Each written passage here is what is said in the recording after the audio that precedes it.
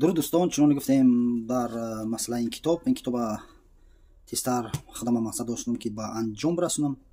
Языковые выделили большой пласт славяно-арийского схождения. یعنی زبانشناسان بسیار همون کلمه های سلاویانی را، یعنی خلقی سلاویان، بلغار، روس، اوکراین، پولشا، اینا را یافتن کلمه‌ای که به هم دیگر مانندن.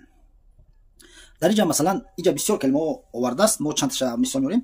مثلا слова из сферы религии, морали, права, медицины, сварог, хорс, вир, ророк, симарг, бог, див, ящер, вера, ирий, небо, святой, ватра, огонь, вапит, гатат, могила, писать, слово, чары, чаша, благо, зла, мудрый, сорум, вина, рота.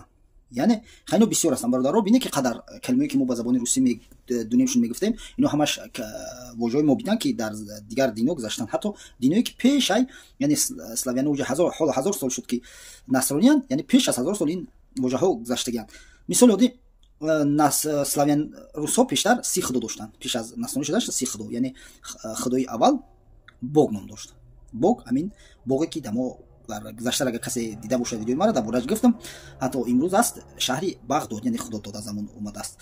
و دیگر خداشون خدای آفتاب نام داشت که خورسش میگفتن. خورس ببینید که چه مانند است با خورس خراسان، با در پامیر امروز آفتاب خور میگویند، یعنی خورس خدای آفتابشون خورس نام داشته است.